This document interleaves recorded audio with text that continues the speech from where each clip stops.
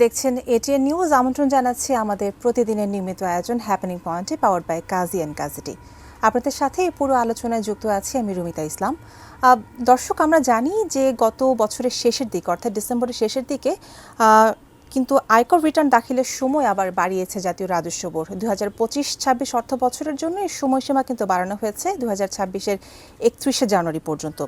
তো প্রশ্ন উঠছে, প্রতি বছরে যে সময় বাড়ানো হয়, তো যারা কর দেন, আয়কর রিটার্ন যারা জমা দেন, তারা কি সময় বাড়ানোর অপেক্ষায় থাকেন? আর এই আয়কর রিটার্ন এটি কি শুধু একটি ফর্ম, নাকি এটার সাথে হচ্ছে একজন নাগরিকের সাংবিধানিক দায়িত্ব জড়িয়ে আছে?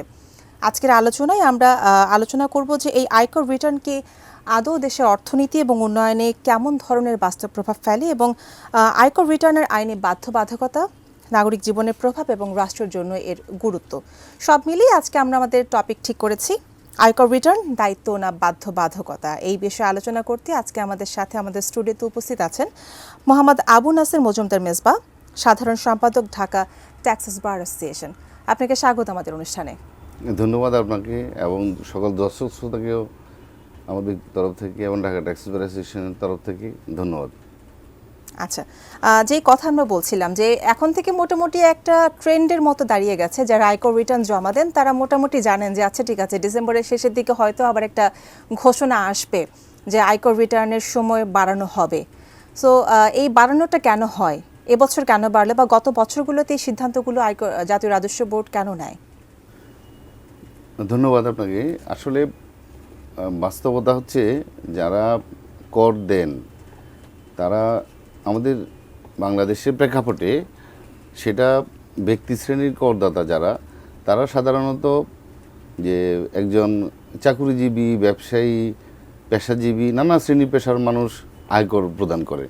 সে আয়কর প্রদান একটি জটিল প্রক্রিয়া। যদিও আমরা বাস্তবে যখন রাজস্ব বোর্ডের তরফ থেকে যখন বিজ্ঞাপন আকারে পাই, অতি সহজীকরণ হচ্ছে, প্রতিবারই অতি সহজীকরণ করা হচ্ছে, যে জাতীয় রাজস্ব বোর্ড যে বলে আয়কর রিটার্ন অতি সহজীকরণ ফলে সহজেই করদাতা রিটার্ন জমা দিতে পারবে।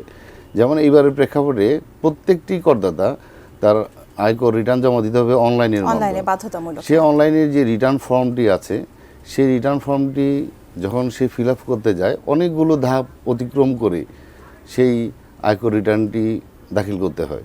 যেমন এখন সকল করদাতাকে তার আয়কর রিটার্ন দাখিল করতে হয় অনলাইনের মাধ্যমে, কিন্তু আমরা যারা ঢাকা, চিটাগং বা রাজশাহী, যারা আমরা মফস্বলে বসবাস করি, তারাও কিন্তু অনলাইনে রিটার্ন দিতে হচ্ছে।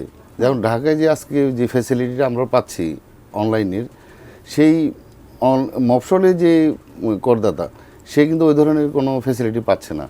যেমন তাদেরকে যথাসময় বিদ্যুৎ থাকে না, তারপর ইন্টারনেট ফ্যাসিলিটি ওই ধরনের নেই। তো সেই প্রেক্ষাপট চিন্তা করলে যে এটা একটু নতুন ধারণা, যে আমরা অনলাইনের পৃথিবীর উন্নত বিশ্বের সঙ্গে তাল মিলিয়ে আমরাও অনলাইনে রিটার্ন সাবমিট বাধ্যতামূলকভাবে আমরাও সাপোর্ট করি। কিন্তু পৃথিবী যখন এগিয়ে যাচ্ছে, বাংলাদেশও এগিয়ে যাবে, কিন্তু বাস্তবতাটাও মানতে হবে। বাস্তবতাটা হচ্ছে, আমরা যখন এই যে অনলাইন রিটার্ন দাখিল করার জন্য যেই ফ্যাসিলিটিগুলো, সেগুলো তো সারা দেশে সমানভাবে মানে আমরা পাচ্ছি না। তো সেই ক্ষেত্রে রিটার্ন দাখিল করাটাও যেরকম কঠিন, সেই ক্ষেত্রে যে জাতীয় রাজস্ব বোর্ড রাজস্ব আহরণের জন্য সব কিছু চিন্তা করে তারা বারবার সময় বৃদ্ধি করে। এতে করে করদাতাদের মধ্যে একটি ধারণা হয় যে এইবার যখন বাড়ানো হয়েছে, গতবারও তো বাড়ানো হয়েছিল, ঠিক করদাতারা বাড়ানো হচ্ছে, কিন্তু প্রেক্ষাপটটা পিছনে কিছু না কিছু আছে। যে জাতীয় রাজস্ব বোর্ড যে অনলাইনে রিটার্ন সাবমিশনের জন্য যে বাড়াচ্ছে তা না। যেমন গতবার ছিল আমাদের করোনাকালীন সময়ে যে ব্যবসা বাণিজ্যে অনেক প্রবলেম ছিল, তারপরে আমাদের যে 5ই আগস্টের পর যে একটি পরিবর্তিত প্রেক্ষাপটে আমাদের অনেক করদাতা পালিয়ে গেছে। তো সব কিছু চিন্তা করে জাতীয় রাজস্ব বোর্ড চিন্তা করে যাতে সর্বোচ্চ সংখ্যক করদাতা তার আয়কর রিটার্নটা দাখিল করতে পারে। এই বাস্তবতায় জাতীয় রাজস্ব বোর্ড প্রতিবারই কিছু সময় বৃদ্ধি করে। আচ্ছা, জাতীয় রাজস্ব বোর্ড যখন আমাদের থেকে রাজস্ব নিচ্ছে, কর আদায় করছে, এই যে আয়কর রিটার্ন, এটার উদ্দেশ্য কি শুধু কর আদায় করা, নাকি নাগরিক যারা আছেন বাংলাদেশের তাদের ইনকাম, আয়ের একটি স্বচ্ছতার দলিল নিশ্চিত করা, এবং সেই স্বচ্ছতা আসলে কতটুকু নিশ্চিত হয় এর মাধ্যমে?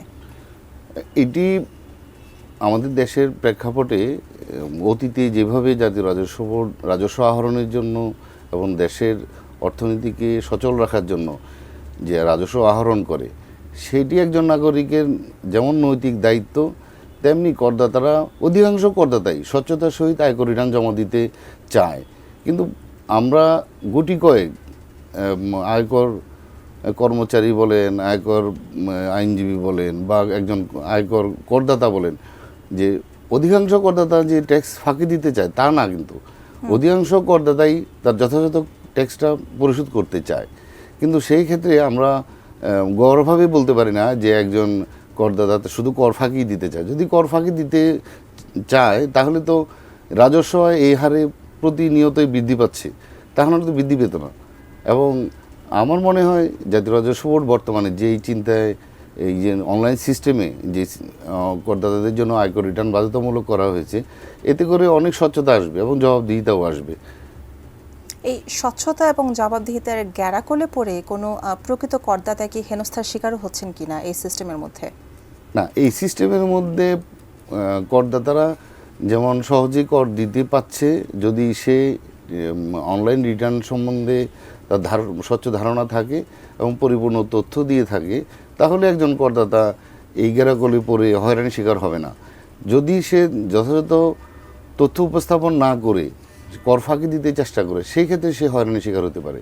যেমন একজন আয়কর আইনজীবী যেরকমভাবে একটা আয়কর রিটার্ন পরিপূর্ণভাবে দাখিল করতে পারবে, যে ট্যাক্স আইন সম্বন্ধে জানে না তার কাছে গিয়ে, যেমন আমরা বর্তমানে দেখি যে বিভিন্ন দোকানে অনলাইনে রিটার্ন সাবমিশন করা হয়, বিজ্ঞাপন দেওয়া হয় 100 টাকায় রিটার্ন সাবমিশন করা হয়।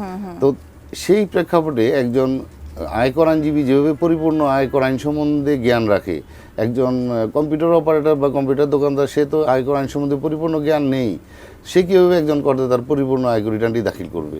সেই ক্ষেত্রে সে যখন তথ্যগতভাবে যথাযথ উপস্থাপন না করবে, তখন সে তো হ্যারাসমেন্টের শিকার হবে।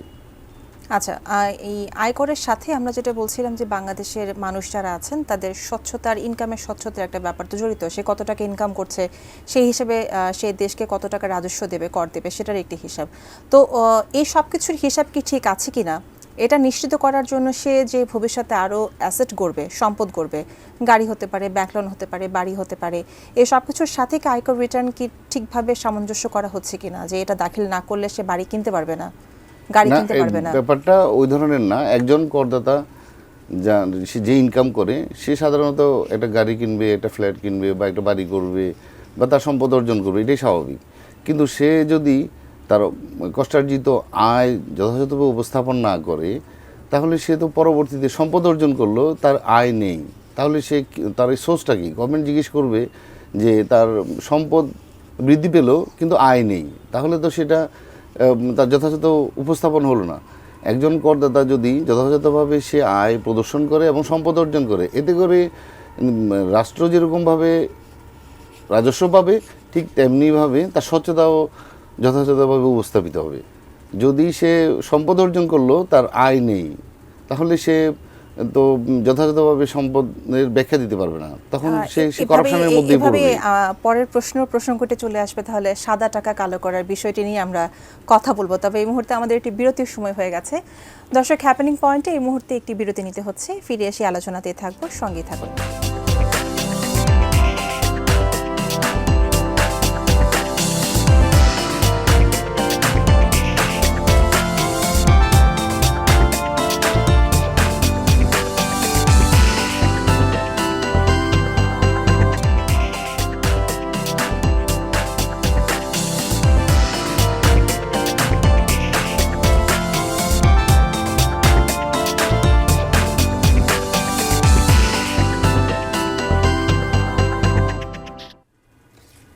দর্শক, বিরতির পর আবারও আমন্ত্রণ হ্যাপেনিং পয়েন্টে, পাওয়ার্ড বাই কাজী অ্যান্ড গাজেটি। আমরা কথা বলছিলাম আয়কর রিটার্ন জমা নিয়ে এবং আয়কর রিটার্নের নানান বিষয় আশয় নিয়ে।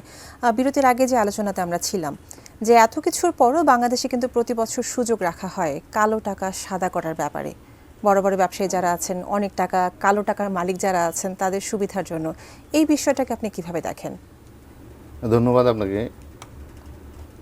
আয়কর আইন 2023-এর মাধ্যমে এই কালো টাকা সাদা করার যে অপশনটা ছিল, বিগত 25-26 করবর্ষে যে বাজেট, সেই বাজেটে কিন্তু কালো টাকা সাদা করার অপশনটি পুরোপুরি তুলে দেওয়া হয়েছে। এখন কালো টাকা সাদা করার জন্য আয়কর আইনে কোনো অপশন নেই। যদি কোনো ব্যক্তি তার সম্পদ অর্জন করে তাহলে অবশ্যই তাকে আয়ের উৎস ব্যাখ্যা করতে হবে। যদি সে ব্যাখ্যা করতে না পারে তার উপর ট্যাক্স ধার্য হবে। তো ৩১১ ধারা অনুযায়ী যে আয়কর রিটার্নের তথ্য ভুল বা মিথ্যা বা যে কোনো কিছুভাবে সেটাকে বিকৃত করা আইনত দণ্ডনীয় অপরাধ। যদি কোনো করদাতা যদি সে কোনো তথ্য গোপন করে তাহলে সে আয়কর আইন ২০২৩ অনুযায়ী তাকে ৬ মাসের কারাদণ্ড বিধান রাখা হয়েছে। এবং যদি ৩১২তে বলা হয়েছে যদি কোনো করদাতা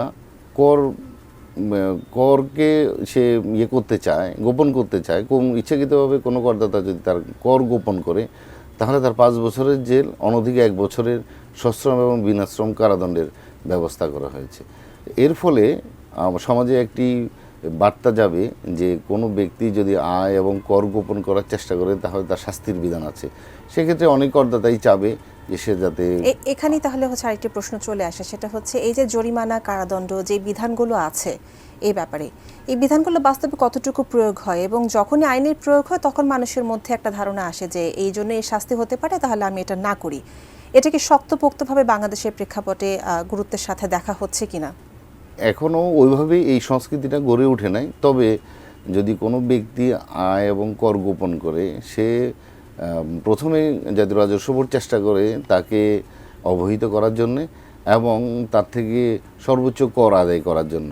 এখনও জেল জরিমানার পর্যায়ে, যেহেতু আয়কর আইন ২৩টা ২০২৪ থেকেই বাস্তবায়ন শুরু হয়েছে, সেক্ষেত্রে আমার মনে হয় যে আইনটা হয়েছে সেই আইনটা যথাযথ। তবে যদি আমাদের সামাজিক প্রেক্ষাপটটাও চিন্তা করতে হবে, এমনিতেই মানুষ কর দিতে চায় না। সেক্ষেত্রে আমাদের কর বান্ধব পরিবেশ করার জন্য যদিও এই করদাতাদেরকে এ ধরনের বিধান করা হয়েছে, আমার জানা মতো এখনও কোনো ব্যক্তিকে এ ধরনের কোনো বিধানের আওতায় আনা হয়নি। তবে সর্বোচ্চ কর দাবি সৃষ্টি করে কর আদায়ের চেষ্টা হচ্ছে। জাতীয় রাজস্ব বোর্ড আমাদের কর গোয়েন্দা একটি বিভাগ আলাদা করে একটি বিভাগ করে সেই বিভাগের মাধ্যমে বড় অঙ্কের আয়কর সংগ্রহ হয়েছে বলে আমার জানা মতে। বাংলাদেশের একটা বিশাল জনগোষ্ঠী হচ্ছে নারী, এবং নারীদের জন্য তাদের বার্ষিক আয়ের উপরে কতটুকু গেলে তারা কর ছাড় পাবেন, এর পরে গেলে তাদের কর দিতে হবে, এ ব্যাপারে একটি নির্দেশনা আছে। তো বাংলাদেশের সাধারণ নারী যারা আছেন তারা কি এই ব্যাপারে কতটুকু জানেন, এবং জাতীয় রাজস্ব বোর্ড যতটুকু প্রচারণা চালাচ্ছে নারীদের করের ব্যাপারে, নারীদের কর দেওয়ার ব্যাপারে, নারীদের ইনকামের ব্যাপারে, এটা কি যথেষ্ট বলে মনে হয় আপনার? জাতীয় রাজস্ব বোর্ড প্রচারণার ক্ষেত্রে খুব বেশি সাকসেসফুল বলে আমি মনে করি না। আমাদের মানুষ জানলে কর দিতে উৎসাহী হবে, করদাতারা কর দিতে চায়। এখন কারা কর দিবে? যারা আমাদের এখানে আয়কর আইনের মাধ্যমে ৪৫টি সেবা যে গ্রহণ করবে তাকে আয়কর রিটার্ন দাখিল করতে হবে। সেই ক্ষেত্রে নারীরা একটি উল্লেখযোগ্য অংশ। যেমন বর্তমানে আমরা বিভিন্ন চাকরি বাকরির ক্ষেত্রে সরকারি বেসরকারি বিভিন্ন করদাতাদের মধ্যে অনেক নারী করদাতা আমরা পাই। সেই ক্ষেত্রে নারীদের জন্য ৪ লক্ষ টাকা করমুক্ত আয়ের সীমা, যদি যে মহিলা করদাতা সে যদি ৪ লক্ষ টাকার অধিক আয় করে তাহলে তাকে অবশ্যই কর দিতে হয়, এবং পরবর্তী ইনকামটা যদি আরও বেশি হয় স্ল্যাব অনুযায়ী। আরেকটি সাথে আরেকটি প্রশ্ন করি, যার একটি কমন প্রশ্ন থেকে থাকে যে আগে আমার ইনকাম হয়তো কর সীমার মধ্যে ছিল, যে এতটুকু আয় করলে আমাকে কর দিতে হবে, কিন্তু এই বছর হয়তো আমার ইনকাম আরও কমে গেছে, তাহলে কি আমাকে রিটার্ন দিতে হবে কিনা? এ ধরনের খুবই কমন প্রশ্নগুলো সাধারণ মানুষের মনে আছে। এই জিজ্ঞাসাগুলো কোথায় পাওয়া যাবে উত্তরগুলো? এটি জাতীয় রাজস্ব বোর্ড আয়কর পরিপত্র এবং আয়কর নির্দেশিকার মাধ্যমে করদাতারা ইচ্ছে করলে জানতে পারে। সেই নির্দেশিকাগুলো জাতীয় রাজস্ব বোর্ড গ্রামের একজন মধ্যবয়স্ক নারী অথবা গ্রামের একজন খুব সহজ সরল মানুষের জন্য না, সেটা গ্রামের অ্যাক্সেসিবল না, এটা গ্রামে পাওয়াটা একটু কষ্টসাধ্য, যেহেতু ঢাকা চিটং যারা শহর কেন্দ্রিক থাকে তারা ইচ্ছা করলে এটি সংগ্রহ করতে পারে। আর রাজস্ব বোর্ড যখন কর চাইছে কিন্তু পুরোপুরি করবান্ধব পরিবেশ চ্যালেঞ্জগুলো জানা থাকা সত্ত্বেও করছে না, তাহলে এই জায়গাটায় আপনি কি বলবেন, কি করা উচিত আরো? না, এটি এখন ইচ্ছে করলে জানতে পারে একজন মহিলা করদাতা। এখন ইন্টারনেটের মাধ্যমে জাতীয় রাজস্ব বোর্ডের ওয়েবসাইটে এই ধরনের নির্দেশিকা বলেন, পরিবর্তন সব কিছুই, আয়কর আইন ২০২৩ সবই আছে, ইচ্ছে করলেই জানতে পারে। তবে সেই ক্ষেত্রে আয়কর আইন ২০২৩-এ অনেকগুলো অ্যানোমালি আছে, সেটি সংস্কারের জন্য রাজস্ব বোর্ড গত বাজেটেও উদ্যোগ গ্রহণ করেছে, এবং আমরা আশা করব আগামীতে যে অ্যানোমালিগুলো আছে এগুলো সংস্কার করে একটি সুষ্ঠু সুন্দর রাজস্ব পরিবেশ সৃষ্টি করবে। বিশেষ করে মহিলা করদাতাদের জন্য আরও বেশি প্রচারণা, জাতীয় রাজস্ব বোর্ড আয়কর রিটার্ন দাখিল বা এইসব ব্যাপারে খুব বেশি প্রচারণা আমাদের চোখে পড়ে না। তো এই ক্ষেত্রে যদি আরও বেশি প্রচারণা করা যায় তাহলে আমার মনে হয় করদাতারা উদ্বুদ্ধ হবে এবং আয়কর যে রিটার্ন সাবমিশন আরও বৃদ্ধি পাবে বলে আমি মনে করি। বাংলাদেশের আয়কর রিটার্নের সাথে যে বিষয়গুলো এখন বর্তমানে জড়িত আছে, এর সাথে আরও কি কি বিষয় জড়িত করলে বা আরও কি কি পদক্ষেপ নিলে এই পুরো ব্যাপারটা আয়কর রিটার্ন এবং নাগরিক হিসেবে আমার যে দায়িত্ব সুরক্ষা সব কিছু মিলে একটা ভালো জায়গায় আমরা যেতে পারি? খুব ছোট করে যদি একটু বলেন আমাদের। আমাদের আয়কর রিটার্ন দাখিলের জন্য জাতীয় রাজস্ব বোর্ড যেই অনলাইন সিস্টেম করেছে সেই অনলাইন সিস্টেমটি খুবই সুন্দর। যদিও এই রিটার্নটি যেভাবে পরিপূরণ করতে হয় সেই ক্ষেত্রে আমাদের সচেতনতামূলক বৃদ্ধির জন্য আরও প্রচারণা করতে পারে।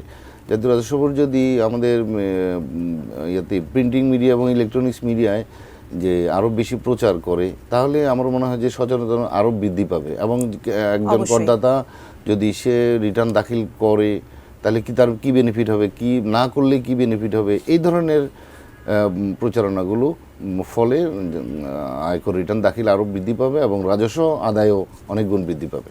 আপনাকে অসংখ্য ধন্যবাদ আজকে আমাদের সাথে যুক্ত হয়ে আলোচনা অংশ নেওয়ার জন্য। দর্শক, আমরা আশা করব আয়কর রিটার্নের যে অল্প কিছুদিন সময় বাকি আছে 21 তারিখ পর্যন্ত, এর মধ্যে যাদের রিটার্ন এখনো বাকি আছে তারা জমা দিয়ে দেবেন। জাতীয় রাজস্ব বোর্ডের কর আদায়ে শক্তিশালী ভূমিকা রাখবেন। আজ এই পর্যন্তই, দেখা হবে আবার অন্য কোনো অনুষ্ঠানে। ভালো থাকবেন।